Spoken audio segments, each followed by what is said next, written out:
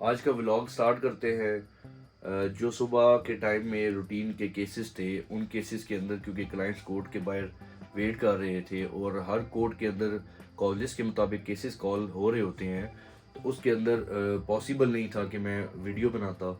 और वैसे भी इस व्लॉग का मकसद ये है कि जो आपको डेली बेसिस के ऊपर जिस रूटीन में भी मैं व्लॉगिंग स्टार्ट करूँगा, तो आपको एक इम्पॉर्टेंट मैसेज देना।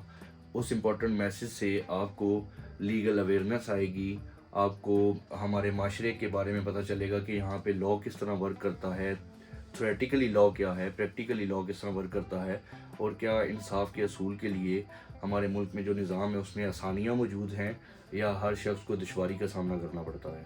अभी एक फैमिली केस का टाइम फिक्स है। जुनेद कोर्ट के अंदर ही गया हुआ है, जुनेद मेरा कुलीग, ठीक है। उसके बाद अभी हम कोर्ट की तरफ चलते हैं। उस मुद्दइया के ऊपर उस फैमिली केस में क्रॉस एग्जामिनेशन होनी है दूसरे कौंसल की तरफ से। उसमें आपको दिखाते हैं कि मुद्दइया के ऊपर क्रॉस एग्जामिनेशन किस तरह होती है कौंसल की तरफ से। वहाँ से वापस आने के बाद मैं आपको डिटेल में बताऊँगा कि उस केस के फैक्ट्स और सर्कमस्टांसेस क्या हैं और क्या ऐसा मसला हुआ जिसकी वजह से फैमिली केस हुआ और इस फैमिली केस का नतीजा क्या निकलेगा। तो तब तक आपने वेट करना है। अब मैं कोर्ट की तरफ जा रहा हूँ, तो फिर मिलते हैं, ठीक है। मेरे साथ रहना।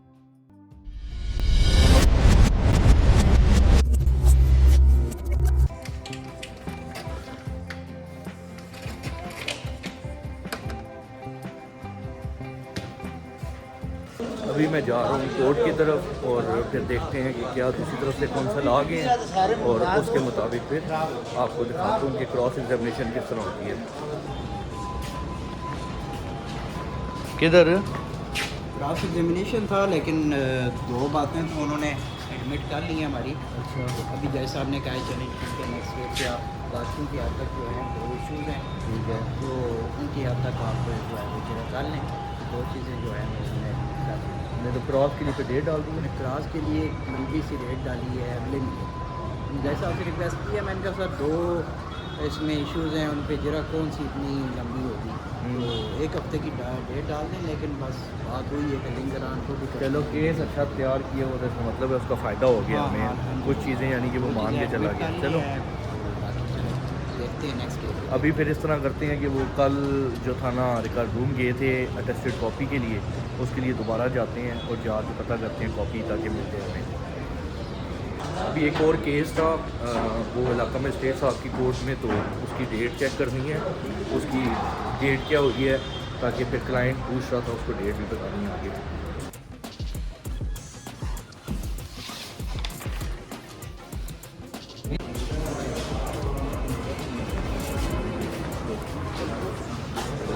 डेट पता चल गई है, नेक्स्ट मंथ की डेट है। और अभी रिकॉर्ड रूम की तरफ और टेस्टेड कॉपी का बोला हुआ था। सुबह मंसूर भाई को कॉल भी की थी, तो वो कह रहे थे कि आप अपना फाइल निकाल के रख ली होगी।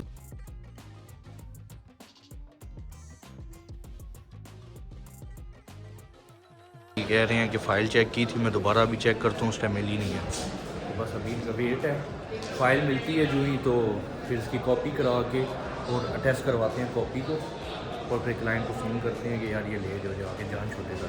हमारी फ़ाइल मिल गई है और अभी ये कॉपी हो रही है, ये कॉपी कर रहे हैं फ़ाइल को। तो इसके ये 3 सेट बनने हैं जितना क्लाइंट ने रिक्वायरमेंट की थी, और वो ये तैयार हो जाएँ। उसके बाद हमने इसके बाद नकल एजेंसी में जाना है और वहाँ जाके फिर फाइल की अटेस्टेड कॉपी वहाँ से तैयार करवानी है।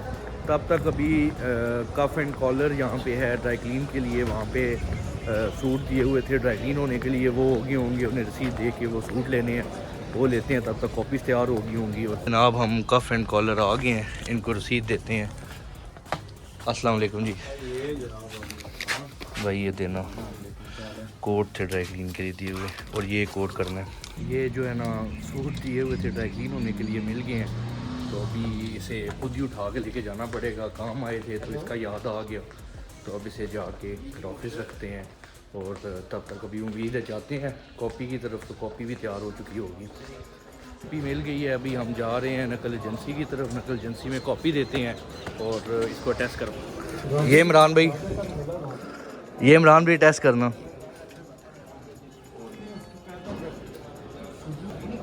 अभी यहाँ पे हमने जो कॉपीज़ दी हैं उसके साथ ओरिजिनल फ़ाइल दी है, उसको ये वेरीफाई करेंगे, कॉपीज़ को देखेंगे और अगर कॉपीज़ ट्रू हैं तो उसके मुताबिक फिर ये अटेस्टेड की स्टैंप लगाएंगे, जिससे ये क्लियर होगा कि जो फ़ाइल के मुताबिक जो कॉपीज़ जारी हुई हैं वो ओरिजिनल है। ठीक है, तो अभी हम वेट कर रहे हैं फ़ाइल वगैरह को ये वेरीफाई करके फिर हमें ओरिजिनल फ़ाइल रिटर्न करते हैं, साथ कॉपीज़ देते हैं। फाइनली अटेस्टेड कॉपी जो है वो तैयार हो चुकी है, बस फिर अब ऑफिस चलते हैं क्योंकि सुबह भी केसेस में गए, उसकी वजह से भी अब थकावट हो चुकी है और ये भी काम जो थे ये टाइम लेने वाले काम हैं।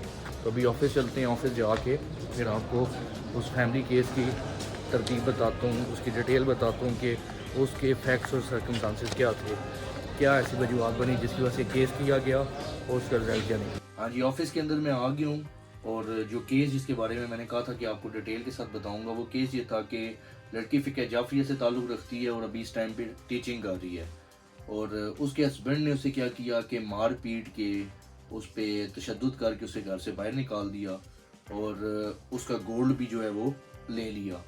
अब लड़की की तरफ से जो हमने केस फाइल किया वो था उसके हक में जो रिमेनिंग निकाह के मुताबिक रहता था वो लेना। उसके अलावा हमने जो डाउरी आर्टिकल सामान जहेज दिया गया था वो भी लड़की को मिलता है, उसका केस फाइल किया। उसके साथ हम लोगों ने कोर्ट से केस फाइल करके ये तलब किया कि जो उसकी मेंटेनेंस बनती है, जितने टाइम से भी लड़की उसके साथ शादी में रही और उसने मेंटेनेंस पे नहीं की, वो मेंटेनेंस वो पे करे। अब फाइनली ये हुआ कि आज जो केस था वो क्रॉस एग्जामिनेशन की प्रोसीडिंग के लिए रखा गया था, तो लड़के की तरफ से कौंसल आए और उन्होंने आके ये बयान दिया कि हम जो हक महर है वो देने को तैयार हैं और जो लिस्ट सामान जहेज लगाई है उसी के मुताबिक ही सामान बनता है और वो सामान भी हम देने को तैयार हैं, तो इसकी हद तक आगे फर्दर केस को ना चलाया जाए और ऑर्डर कर दिया जाए और हम अभी पेमेंट कुछ करते हैं और सामान जहेज जो है ये आके ले जाएं। तो उस पर कोर्ट ने ये ऑर्डर कर दिया है कि एक बैलफ अपॉइंट किया है, अब वो जाएगा बैलफ और जाके सामान जहेज वगैरह लड़की के हवाले करवाएगा। अब पीछे जो रिमेनिंग चीज़ें रहेगी उसमें गोल्ड ऑर्नामेंट्स हैं और साथ में जो मेंटेनेंस है कि इसमें कोर्ट ने ये तयन करना है, देखना है कि किस दिन उसे घर से बाहर निकाला गया, उस दिन से लेके खर्चा लड़के के ऊपर लगाना है। इन केसेस के अंदर यही होता है, चूंकि हस्बैंड और वाइफ की शादी से कोई बच्चा पैदा नहीं हुआ तो इसलिए उसका कोई खर्चा नहीं मिलेगा और जो वाइफ का मेंटेनेंस बनता है वो कोर्ट ने तयन करना है और जो सामान जहेज है उसकी हद तक ऑलरेडी वो बयान दे के जा चुके हैं। सेकंड जो चीज़ रह गई है वो ये कि डॉलर अमाउंट की हद तक भी जो रिमेनिंग थी उन्होंने कह दिया कि हम दे देते हैं। तो अब मेन कोर्ट गोल्ड गोल्ड की हद तक कोर्ट नॉर्मली ये करती है इन केसेस के अंदर कि वो यही समझती है कि गोल्ड लड़की के पास ही मौजूद है। तो अब हमने इस केस के अंदर शहादत से साबित करना है और इवन की क्रॉस एग्जामिनेशन अच्छे से करानी है जिसके अंदर ये साबित होगा कि गोल्ड भी लड़के के पास है, तो फिर कोर्ट इसमें फैसला करेगी कि गोल्ड भी वापस दिया जाए।